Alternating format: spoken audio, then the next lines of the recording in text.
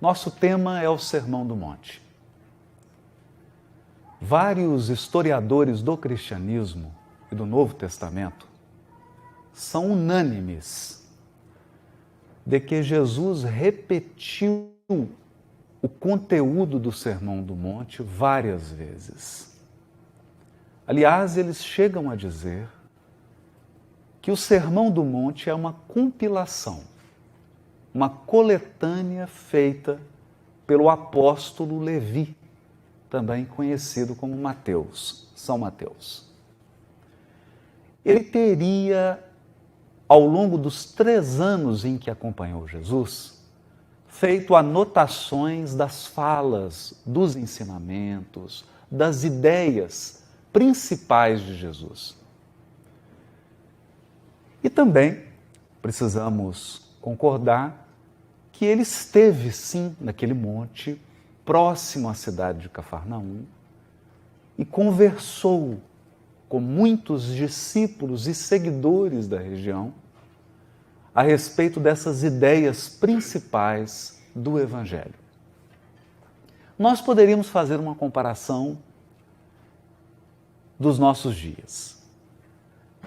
Aqui nos Estados Unidos e no Brasil também é comum que durante as campanhas eleitorais os candidatos percorram o país e o território anunciando a sua plataforma de governo, suas propostas futuras, sua visão do que esperam daquele país e do que pretendem realizar.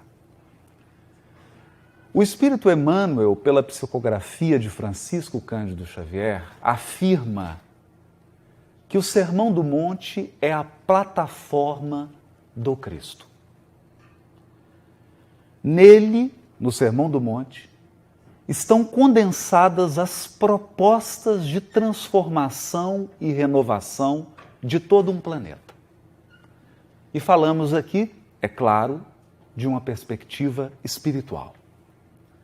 No Sermão do Monte, Jesus teria declarado os princípios que iriam sustentar toda a sua ação no planeta, a ação de iluminação das consciências.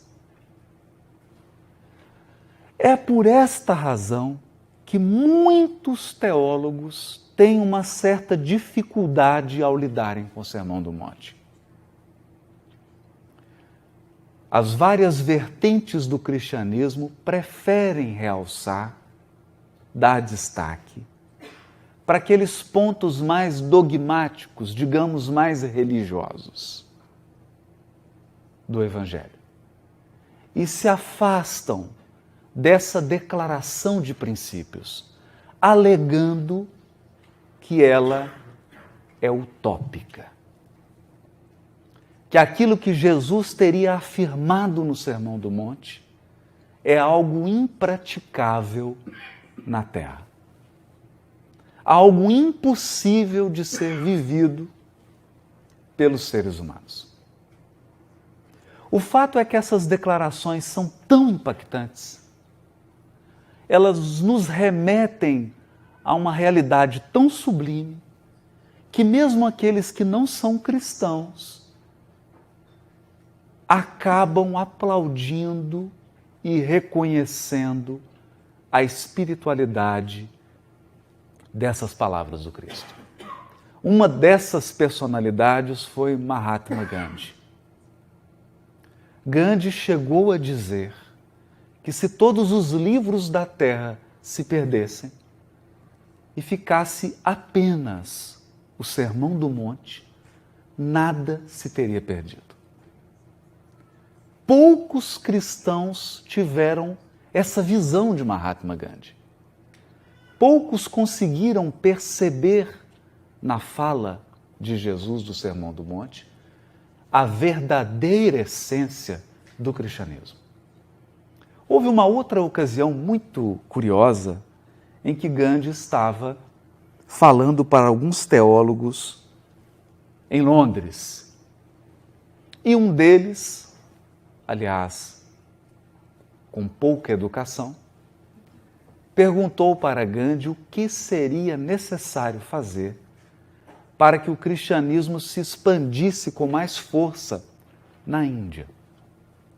Uma pergunta provocativa, desnecessária, considerando que Gandhi não era cristão e que boa parte, a maioria esmagadora da população da Índia, não é cristã.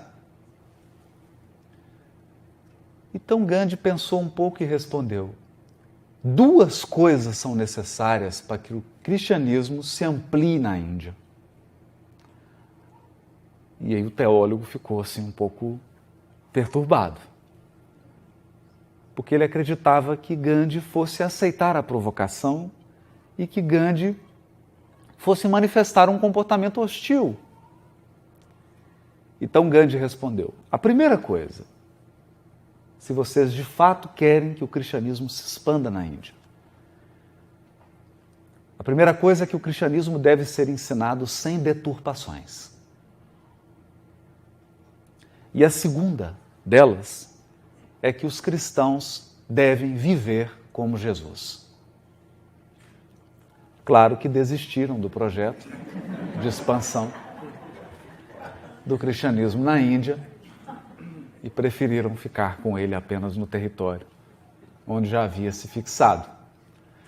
E essa é a grande questão do Sermão do Monte. Ele coloca um conjunto de valores, de propósitos, e ele estabelece a identidade do seguidor de Jesus. Eu gostaria de falar um pouco sobre isso. Identidade é algo muito importante, porque você nunca fará algo fora dos limites que você definiu como sendo a sua identidade. Nós agimos com base naquilo que acreditamos ser. Quando você define a si mesmo a partir de um conjunto de características, você age a partir dessa identidade. Eu vou dar alguns exemplos. Algumas religiões do orbe acreditam que é um valor, que é uma virtude, a violência. E ao se definirem, do ponto de vista religioso, como seres que usam a força física para imporem suas ideias, é claro que o comportamento dessas pessoas será marcado pela violência e pelo preconceito. Nós temos assistido, no mundo inteiro, a ações de pessoas dessa natureza. Eles ingressam em templos religiosos, matam, explodem, ferem em nome da sua fé. Porque se definiram a partir dessa identidade. A violência e a força física é um valor para essas pessoas. É uma virtude a ser ensinada para as crianças. É um valor a ser cultivado na sociedade.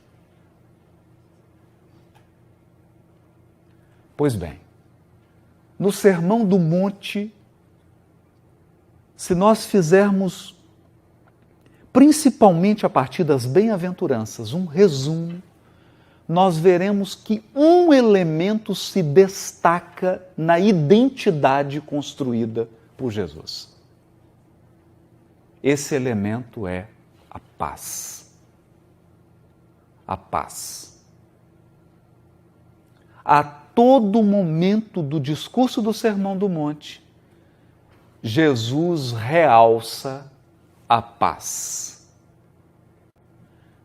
E um valor expresso por aqueles que cultivam a paz. Bem-aventurados os pacíficos, as pessoas que têm mansuetude, mansidão, e bem-aventurados os pacificadores, que são os ativistas da paz. O manso,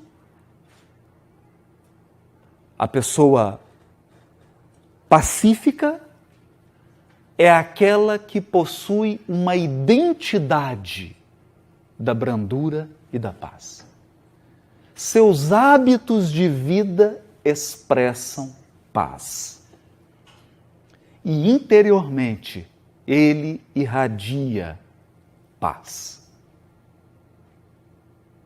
O pacificador é um passo além do pacífico. Porque além de ter conquistado uma paz interior, o pacificador vive em meio aos conflitos. Ele vive no meio dos violentos, pacificando, conduzindo essas pessoas ao acordo, à solução humana, humanitária e pacífica. Eles são os ativistas da paz. E o interessante é que Jesus não define no Sermão do Monte como valor, como identidade, ser cristão. Esse é um ponto importante. Porque Jesus poderia ter dito assim: bem-aventurados os que me seguem. Não há essa bem-aventurança. Não há. Bem-aventurados são pessoas que exibem um rol, uma lista de virtudes. Isso é importante porque nós teremos uma outra situação muito bela e, ao mesmo tempo, aterrorizante. Em pleno apartheid, Mahatma Gandhi caminhava pela Índia e um soldado inglês o vê andando na calçada. Gratuitamente, sem nenhuma razão. Esse soldado se aproxima de Mahatma Gandhi e começa a agredi-lo fisicamente, com socos e chutes. Gandhi cai no chão, sem nenhuma reação. Nenhuma reação, nem física, nem verbal. Se levanta calmamente, o soldado, impressionado com aquela força e com aquela presença de espírito, não desiste. Volta a agredi-lo, a dar socos em grande e o derruba novamente.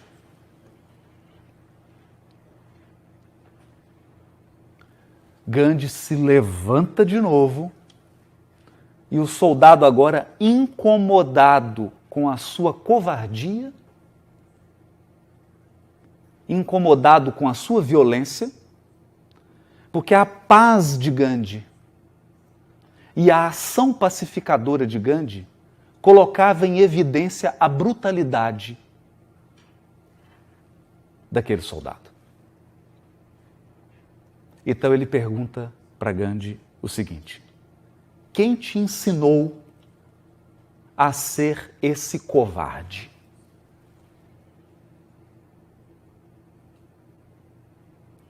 Gandhi olha para ele e aponta para uma corrente que o soldado tinha no pescoço. E diz para ele: quem me ensinou a ser assim é esse homem que está no crucifixo que você carrega no pescoço.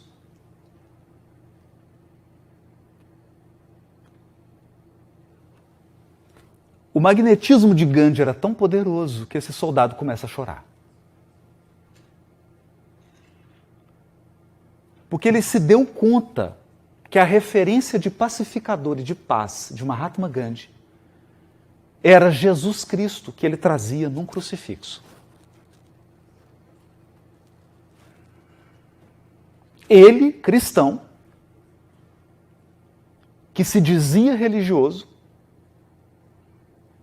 um seguidor do Cristo, agindo de um modo que deixaria o Cristo muito decepcionado. Então, naquele momento, ele passa a ajudar Gandhi e se deu conta daquela situação constrangedora. Como nós podemos acreditar em algo? Como nós podemos seguir a Jesus e nos dizermos seguidores do Evangelho, tendo um comportamento tão diferente daquilo que ele ensinou? Então esse é um elemento importante. Jesus define o pacífico e o pacificador como um elemento de identidade do cristão. O cristão verdadeiro é pacífico e pacificador. Há ainda outros elementos que nós gostaríamos de trabalhá-los.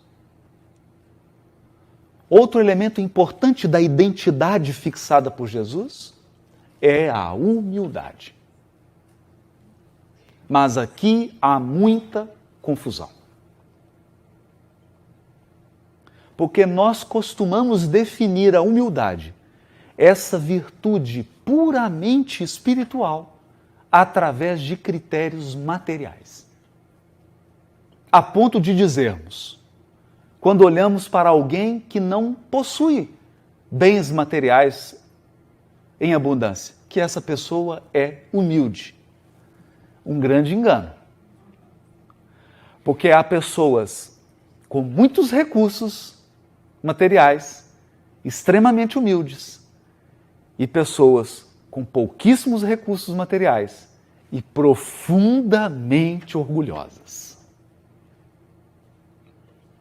A humildade é um aspecto da identidade. Não tem a ver com a roupa que você veste, com o carro que você dirige, com a classe social na qual você se posiciona, nessa ou naquela sociedade. O que tem a ver, então, com a humildade? Humildade tem a ver com excelência. E talvez agora todo mundo fique um pouco perplexo. Sim. Se você deseja ser excelente em qualquer área, em qualquer ramo, em qualquer aspecto da sua vida, se você busca excelência, precisa ser humilde. Por quê? Jesus finaliza o Sermão do Monte, e já o dissemos, o Sermão do Monte é a plataforma do Cristo. Ali ele expressou o que pretende fazer com a terra e o que pretende fazer conosco. Ele finaliza dizendo: sede perfeitos, como é perfeito vosso Pai que está nos céus. Essa busca permanente pela perfeição. Uma busca sem fim pelo aprimoramento, pelo bem feito, pelo bom gosto, pela bondade, pela excelência. Acontece que a excelência não é um pódio. A excelência não é um troféu. Você não chega na excelência. Nós temos essa visão, que me tornei excelente, porque a excelência é um lugar, é uma posição, é como se fosse um palco. Não. Excelência é um processo. E somente mantém e conserva a excelência quem é humilde. É muito simples isso. Porque quem não é humilde acha que chegou. O problema do orgulhoso não é o fato dele reconhecer que é bom. Isso é autoestima. Reconhecer que você é bom em algo, reconhecer que você tem uma habilidade, não há nenhum problema. Isso é autoestima. Isso é saudável. Se você não tem isso, é preciso procurar ajuda. Porque faz falta. Ninguém consegue realizar por tempo suficiente se não confia em si mesmo. O problema é você achar que é bom o suficiente, que não necessita mais aprimorar. Esse é um problema. Por quê? Porque você para no tempo. Para no tempo. Então você era bom na década de 50. Aí chegou a década de 70. Muitos eram bons nos anos 2000, 2005. Não são mais em 2019. E você pode ser excelente hoje em 2019. E uma tragédia em 2030. O que garante esse contínuo processo de aperfeiçoamento? A humildade. A humildade. Eu vou dar um exemplo contando uma história. Todos aqui sabem, eu espero que não seja um spoiler, que Sócrates morreu. Morreu envenenado, foi condenado a tomar um veneno, uma cicuta, sob a alegação judicial de que ele corrompia a juventude. Pode imaginar isso? Essas pessoas não tinham a mínima ideia do que aconteceria em 2019. Diziam que Sócrates corrompia a juventude. Então Sócrates chega no tribunal em Atenas e ele precisa fazer sua defesa. Nessa época, segundo a justiça ateniense, o próprio acusado tinha que fazer a sua defesa pessoal. E Sócrates começa inusitadamente a sua defesa dizendo o seguinte: me dirigi ao oráculo de Delfos. O oráculo de Delfos, falando em linguagem moderna, é procurar um grupo espírita onde tem um médium. E quando Sócrates adentrou no templo em Delfos e conversou com uma pitonisa, uma médium, quando ele entra, as médiums se levantam e dizem assim: se curvem, porque acaba de entrar no templo de Delfos o homem mais sábio do mundo. Sócrates olhou.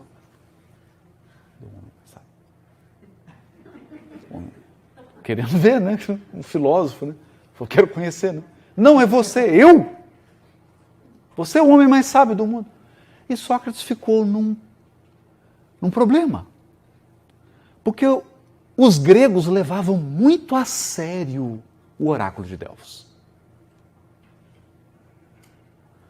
E realmente ele não acreditava que era o homem mais sábio da Grécia.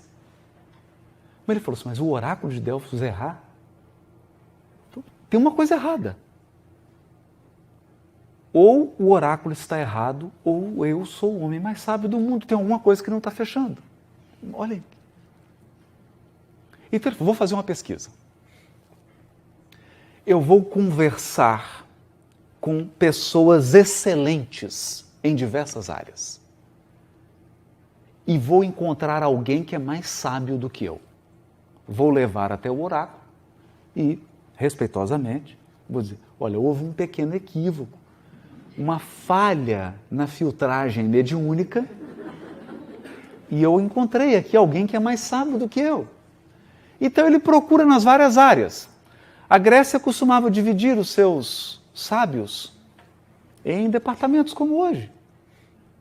Então, não tanto quanto hoje, que havia uma classe de sábios, isso é na Grécia, você sabe, que eram os políticos. Bom, as coisas mudaram um pouco, mas naquela época havia uma classe de sábios na política. Bons tempos. Outra classe de sábios eram os artesãos, os artistas, os filósofos. E ele buscou, então, conversar com todas essas pessoas. Foi conversar com um político, grandes políticos. Imaginem, Sócrates viveu no tempo do grande político grego, no século de Péricles, o grande estadista. E ele então conversou com esses homens. E ele percebeu um problema. Encontrou realmente políticos que eram extremamente habilidosos e conheciam muito da arte política. Mas pelo fato de serem muito bons em política, eles acreditavam ser bons em tudo. Entendam, eles eram excelentes em política, mas em arte eles eram medíocres. Mas por serem bons em política, eles se achavam melhores do que todo mundo. Esse é um problema que nós não vivemos hoje com os políticos, sobretudo aqui na América do Norte. Mas conversou então com filósofos. E de fato, com grandes filósofos, que se julgavam, e de fato eram, pensadores extraordinários, homens e mulheres. Mas pelo fato de serem bons em filosofia, eles se acreditavam bons em tudo. Depois de ter entrevistado todas essas pessoas, homens e mulheres das artes, do artesanato, da política, da filosofia, da literatura, da música, Sócrates chegou a uma conclusão. De fato, ele era o homem mais sábio do mundo. E ele afirma isso. Cheguei à conclusão que sou o homem mais sábio de Atenas. Porque eu sou o único que reconhece a minha própria ignorância. O que me torna o mais sábio. E onde ele profere, então, diante do tribunal de Atenas, a sua mais célebre frase. Que ele tinha certeza que a sua ignorância, ou que aquilo que ele ignorava, era surpreendentemente maior do que aquilo que ele sabia. Essa é a frase original. O que eu ignoro é descomunal, é gigantescamente maior do que aquilo que eu sei. Mas isso é diferente com algum outro ser humano? Não é. Porque nós não temos nenhum ser humano que seja extraordinário em todos os ramos do conhecimento. Não temos. Então você pode ser um médico, oncologista, o maior da América do Norte, e não saber tocar piano. E não saber nadar.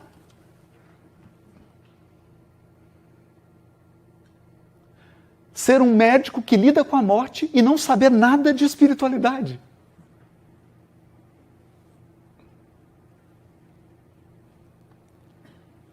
Isso é tão importante e revela o valor da humildade.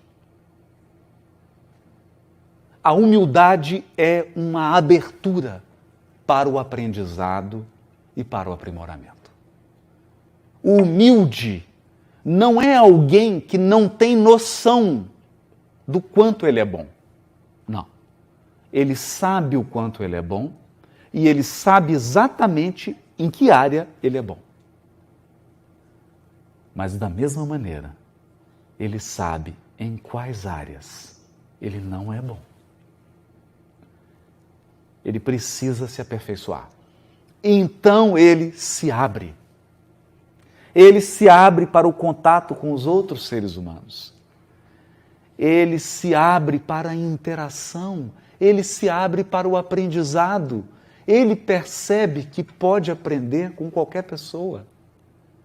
Ele pode aprender a todo momento. Isso é tão forte na identidade construída por Jesus que um doutor da lei e os doutores da lei da época de Jesus eram um pouco como os juízes no Brasil hoje. Alguns pensam que são Deus. Outros têm certeza. Então o doutor da lei chega para Jesus e diz assim: bom mestre. Jesus diz a ele: por que você me chama de bom? Bom só há um: meu Pai. Isso é humildade. Então, a primeira bem-aventurança, as bem-aventuranças começam assim, o Sermão do Monte começa assim: Jesus abriu a boca, Jesus sentou-se, subiu ao monte, sentou-se e abriu a sua boca a ensinar. Bem-aventurados os humildes. É a primeira fala. E qual é a última? Sede perfeitos, como é perfeito vosso Pai que está nos céus. Faz sentido? Faz sentido ele terminar por onde ele começou? Faz sentido entender que nós só chegamos ao aprimoramento se formos humildes? Isso faz parte da identidade do cristão. Quem não incorporou esse valor à sua identidade não vai conseguir realizar algo ensinado pelo Cristo. Por isso que identidade é importante. Jesus, então, segue nas bem-aventuranças para abordar o tema mais difícil da humanidade. Qual o tema mais difícil da humanidade? A dor. A dor. Converse com um ateu, converse com um agnóstico, converse com alguém que tem uma dificuldade de lidar com questões de religião e de espiritualidade. Converse um pouco. Essa pessoa vai te ensinar muito. Ela vai te ensinar com as dúvidas que ela tem. Ah, Deus existe? Deus existe? Então, por que acabaram de morrer assassinadas agora num templo rezando quase 500 pessoas?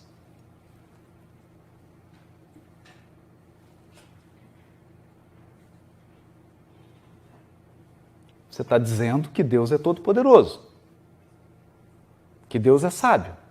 Como é que Ele permite que pessoas que estão rezando morram?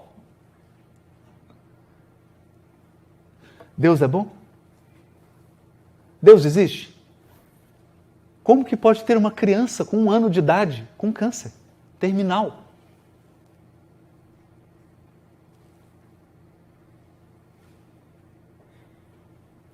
Deus existe?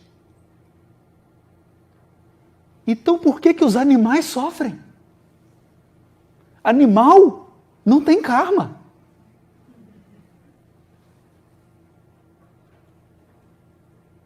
Porque nos outros aqui, o espírita tem uma resposta pronta. Ah, é o karma. Então por que o cachorro vem com uma patinha com defeito? Por que o animal morre sofrendo? O que ele fez? Qual o karma dele?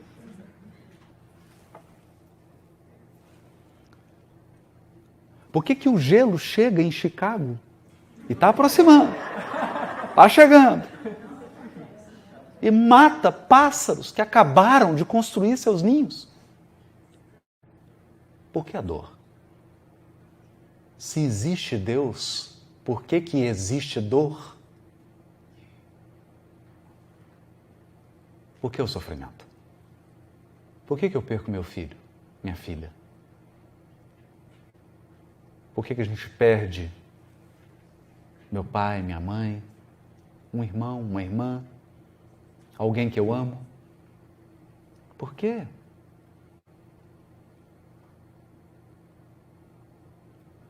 A dor é o supremo desafio da humanidade. Então chega o Cristo e faz uma declaração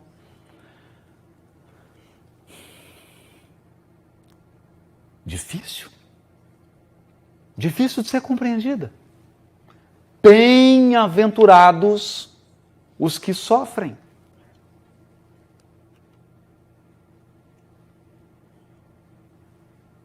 Bem-aventurados os que experimentam dor.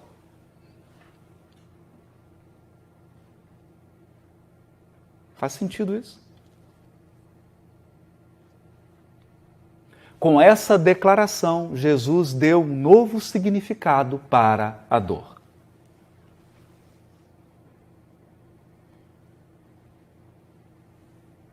É claro que a maioria dos cristãos pula essa bem-aventurança.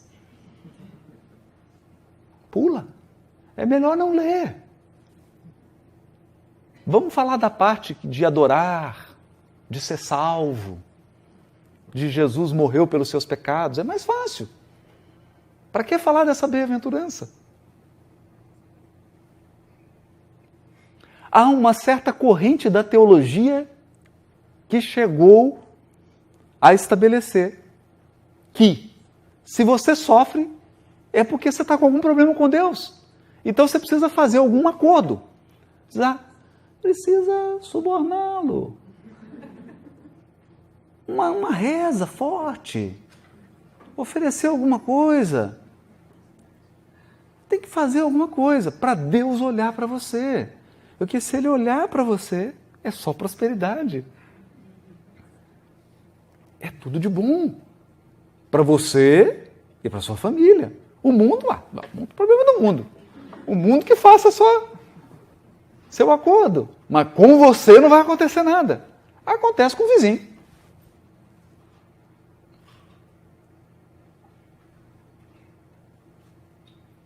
E muitos alimentam essa fé. Essa fé que é uma barganha. O que eu tenho que fazer para Deus esquecer de mim quando Ele for distribuidor? Ele vai distribuidor. Joga.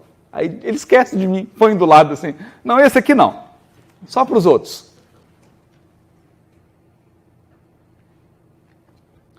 Então o Cristo nos coloca uma outra perspectiva. E para colocar essa perspectiva, Ele precisou dar o maior testemunho do Evangelho. Falar de dor é algo complicado. Porque a sua fala só é legítima se você passar pela dor. Senão não tem legitimidade. Falar da dor dos outros é fácil, né? Na minha terra tem um ditado.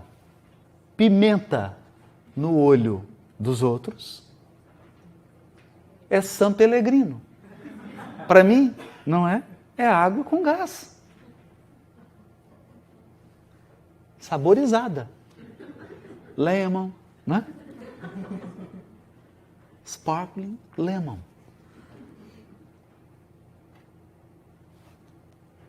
Então, ele assume a cruz.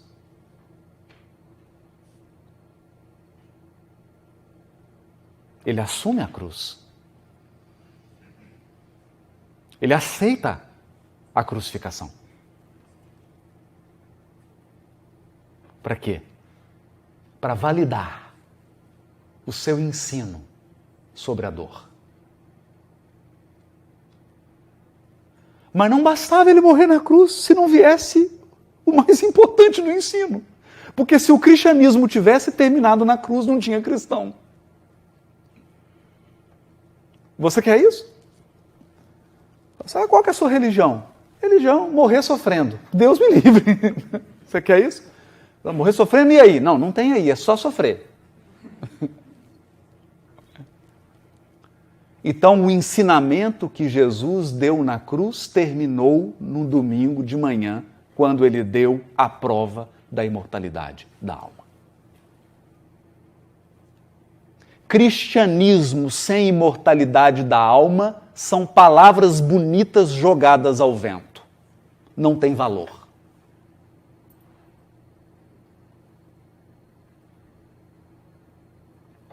Quando o Cristo aparece e demonstra que o seu espírito está vivo, ele encerra o ensinamento sobre a dor. Dizendo: não é agradável, você não vai gostar, mas a dor é uma grande professora.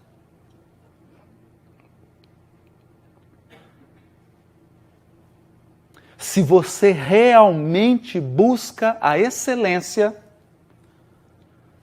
você vai ter que aprender a ver beleza e luz na dor.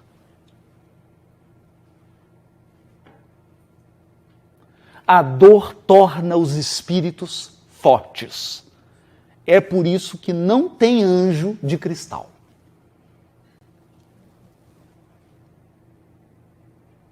Anjos são feitos de diamante bruto. O limiar de dor de um anjo é algo que nos assusta.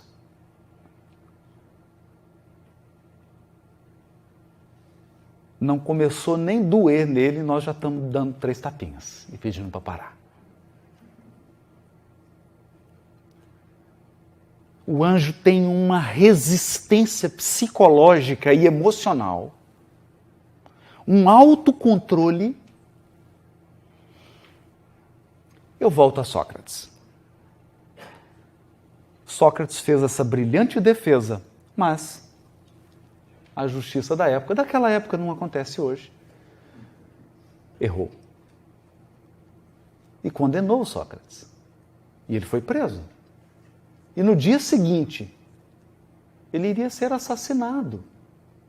Ia ser obrigado pelo aparelho estatal a tomar o veneno.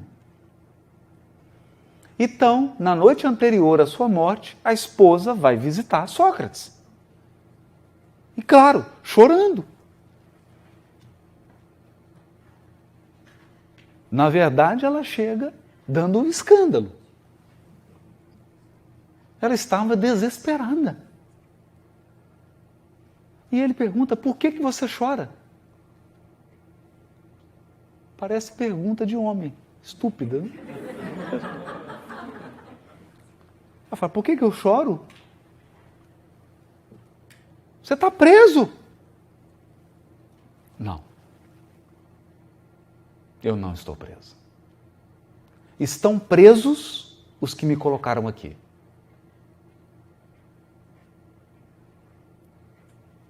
Ela não entendeu muito. Ela falou: mas você vai morrer. Você não está entendendo. Você vai morrer. Ele fala: todos vamos. Todos vamos. Você também. Ela: mas a sua morte é injusta. Ele falou: você queria que fosse justa?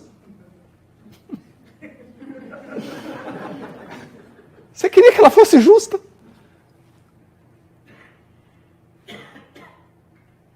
Então ali nós estávamos diante de um espírito preso, injustamente, depois de ter dedicado a sua vida ao bem, é verdade, às vésperas de ser assassinado numa condenação corrupta.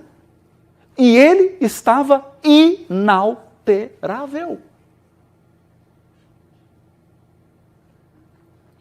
Eu não estaria assim. Imagina você preso. É amanhã, vou morrer amanhã. Não é uma sensação estranha? Ele estava no mais absoluto controle. Então nós estamos falando o quê? Quanto mais superior o espírito, maior o seu preparo para lidar com a dor. Bem-aventurados os que sofrem, porque eles serão consolados.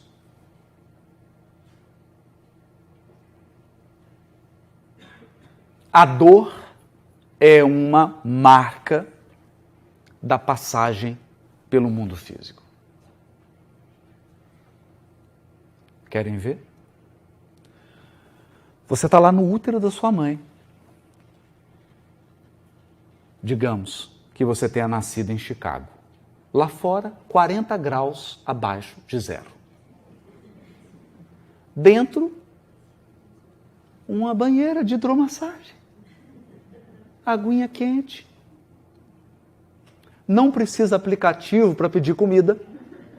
Ela vem sem você pedir. E o melhor, vem dieta balanceada. Nem mais, nem menos. Você está protegido. Você não precisa nem respirar. Você não faz esforço, você não mastiga, não escova dente. De repente, uma mulher ou um homem que estudaram muitos anos para fazer isso, te tira lá de dentro, corta o cordão umbilical, enfia a mão na sua boca e você percebe que está em Chicago no inverno e que vai experimentar muitos invernos em Chicago. Tem que respirar e a partir de agora ter fome é sentir dor.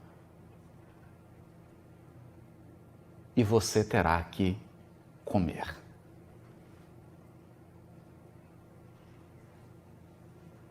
Isso é nascer. E quem está olhando, está rindo e aplaudindo. Geralmente são os avós. Fazendo festa.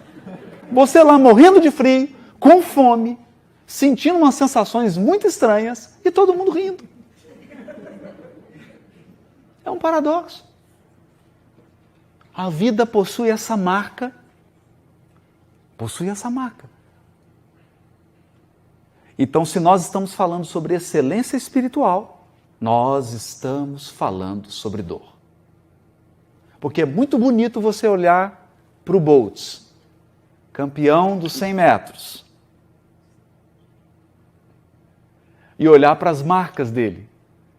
Eu olhava na Olimpíada, a gente ficava no cronômetro, né? Ele vai bater, ele vai, não tem. E mal suspeitávamos das dores que ele sente. Por levar o organismo a esses níveis de excelência. Dói. Dói. Excelência dói.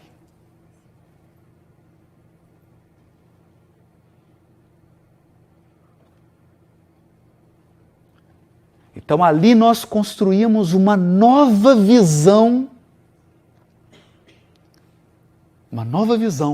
sobre o aprimoramento e a evolução espiritual. A dor traz luz para dentro do coração de quem sente a dor.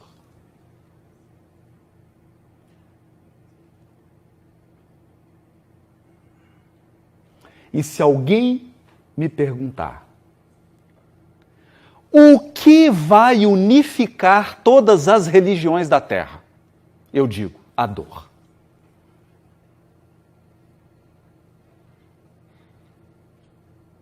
A dor. Perder um filho para um judeu, para um árabe, para um muçulmano, para um católico, para um evangélico, para um espírita, para um budista, para um taoísta, É a mesma coisa. A dor é a mesma. Essa mensagem está no Evangelho segundo o Espiritismo. A dor nos torna iguais. Iguais. Se você já teve cálculo renal ou infecção intestinal, você está me entendendo.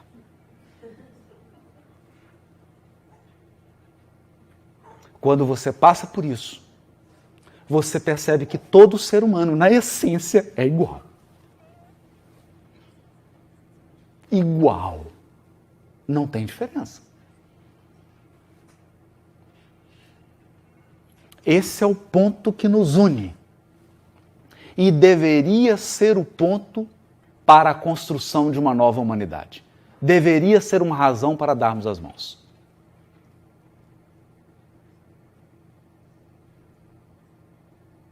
É muito comum, às vezes, nós nos depararmos com certas perguntas. Mas como é que eu faço para divulgar o Espiritismo na América do Norte? Fala da dor. É por isso que o Espiritismo chama Consolador Prometido. Você acha por que chama Consolador Prometido? Fala da dor.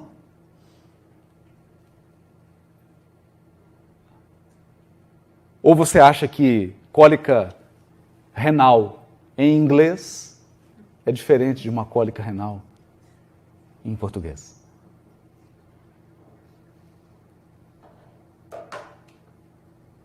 Não é? É a mesma dor.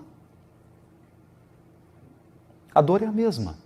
Em qualquer latitude e em qualquer longitude, a dor é a mesma.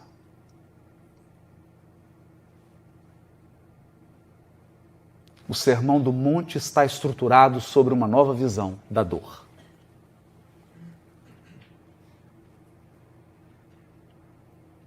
Está estruturado sobre uma nova visão sobre paz, em que o pacífico é o forte. Nós caminhamos para uma nova humanidade. Uma nova humanidade.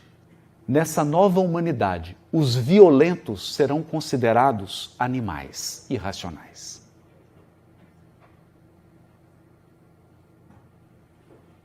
As pessoas violentas terão ONGs para tratar delas.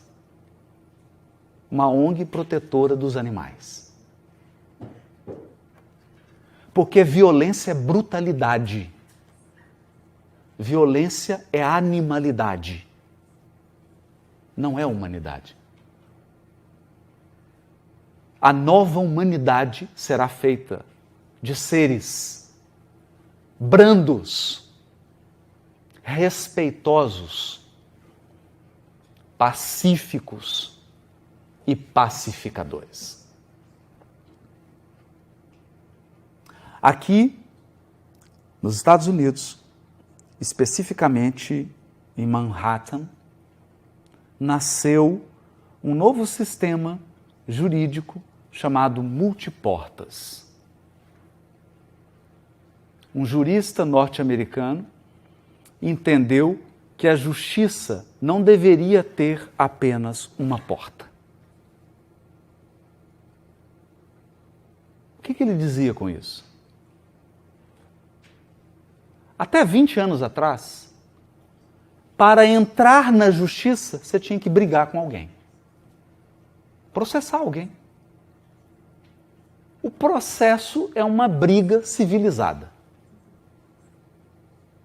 Bom, quem não entendeu, depois pergunta para alguém que já divorciou.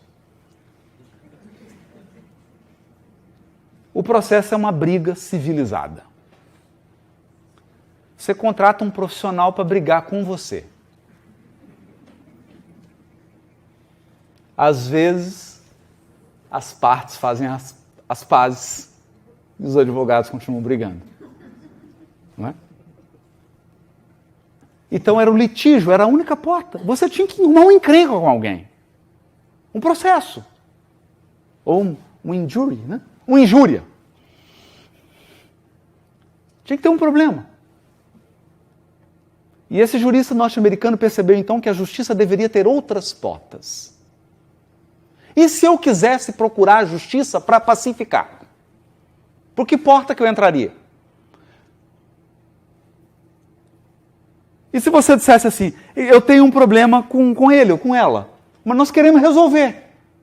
O que eu faço? Não é na justiça, procura outro lugar, vai num grupo espírita.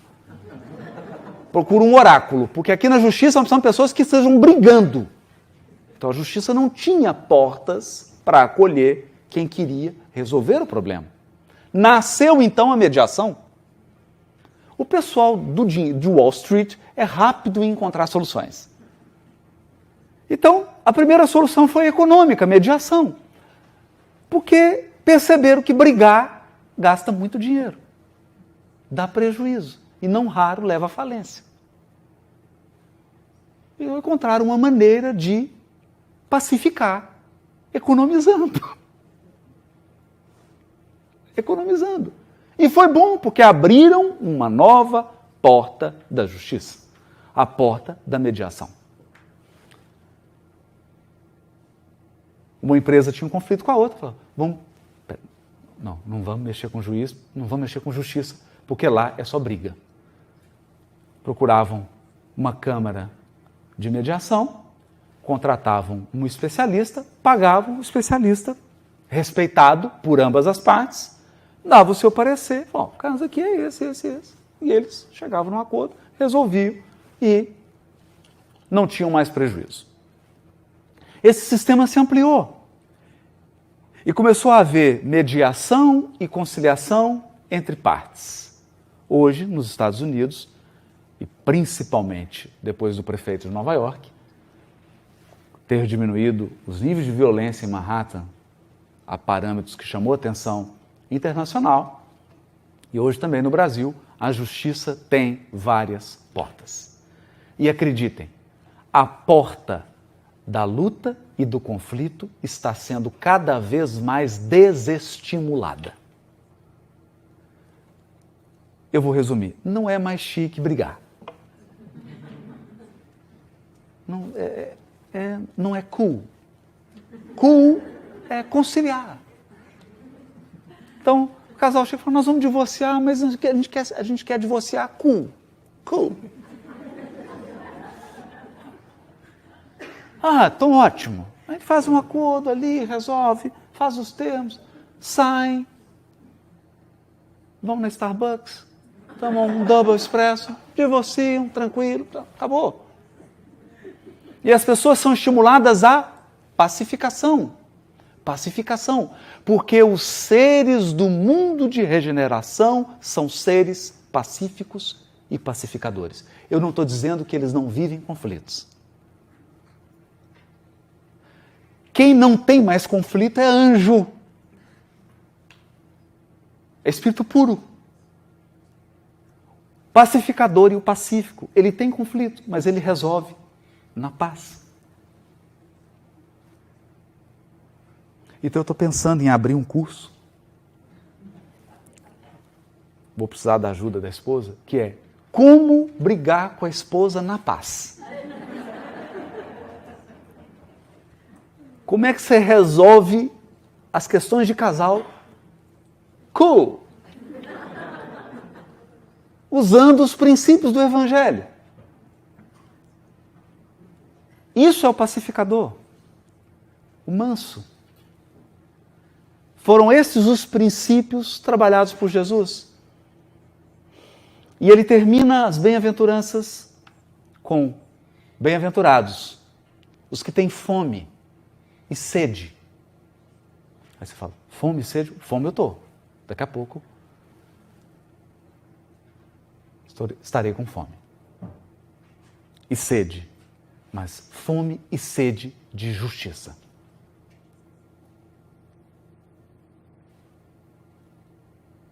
Pessoas que terão uma necessidade, que será uma fome e uma sede, mas não de água, nem de comida, de um mundo justo.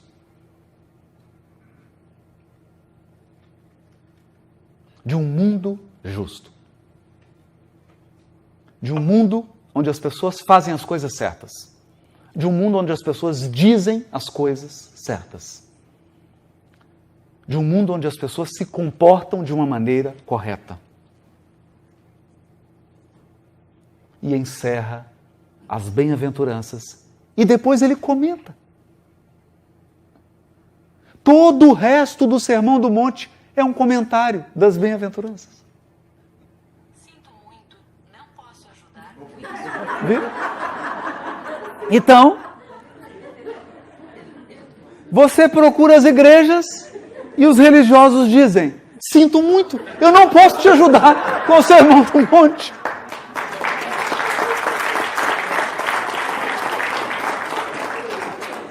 Porque as igrejas estão preparadas para te ensinar a orar, fazer uma barganha com Deus, te ensinar algum tipo de ritual, alguma regra que você tem que seguir, algum grupo que você tem que pertencer para você ir para o céu. Mas os templos religiosos não estão preparados para ensinar as pessoas a viver o Sermão da Montanha.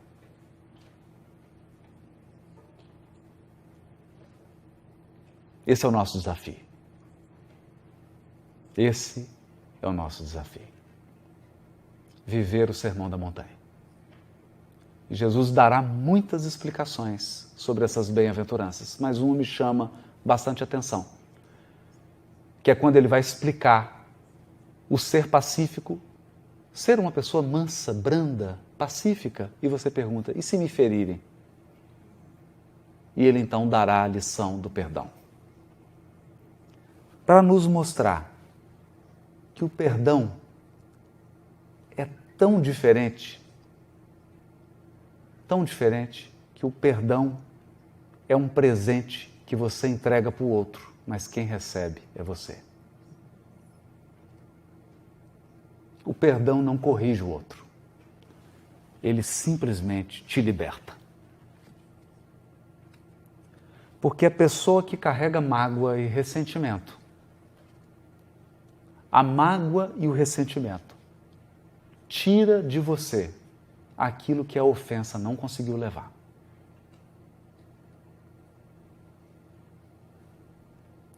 Tudo aquilo que o ofensor não deu conta de tirar de você, a mágoa tira.